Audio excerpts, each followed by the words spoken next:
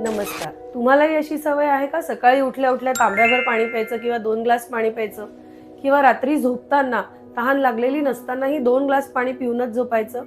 तर जरा थांबा, ही चुकीची पद्धत आहे. आता मी तुम्हाला सांगते योग्य पद्धतीने पाणी कसं प्यायला हवं आणि चुकीच्या पद्धतीने पाणी प्यायल्यामुळे काय दुष्परिणाम होतात. नमस्कार, मी डॉक्टर निवेदिता चेवले फ्रॉम संतुलन फॅमिली वेलनेस क्लिनिक. बऱ्याचशा पेशंट्सना आम्ही ऑब्झर्व करतो सवय असते की उठल्या उठल्या तांब्याभर पाणी पिणे, झोपतानाही तांब्याभर पाणी पिणे. काही पेशंट्समध्ये आम्ही ऑब्झर्व केलं आहे पोट साफ होत नसल्यामुळे पाण्याचा एनिमा पण ते घेतात.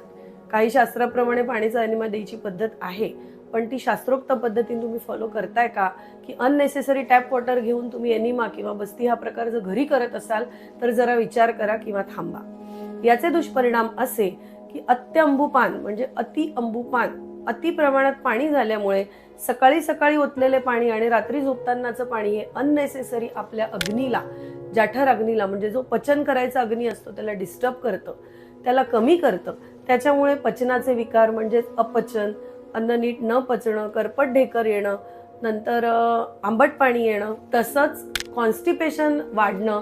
कारण पचनच झालं नाही तर आम तयार होतो म्हणजे अपाचित अन्नरस तयार होतो, त्यामुळे कॉन्स्टिपेशन होतं किंवा पोट साफ नीट होत नाही.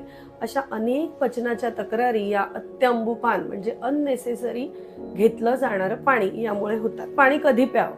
जेवणाच्या अर्धा तास आधी आणि अर्धा तास नंतर पाणी पिऊ नका. जेवणाच्या मध्ये मध्ये चावून चावून घास खाताना घोट पाणी घ्या. तहान लागली असेल तेव्हा पाणी प्या. उन्हात जात असाल तर जाताना आल्यानंतर पाणी प्या. पण उगाचच गरज नसताना सकाळी उठल्या उठल्या आणि रात्री झोपताना पाणी पिणं किंवा पाण्याचा एनिमा घेणं हे पहिले बंद करा. हे तुमच्या अग्नीला डिस्टर्ब करतं, भूक मंद करतं आणि त्यामुळे सगळ्या पचनाच्या तक्रारी वाढत जातात.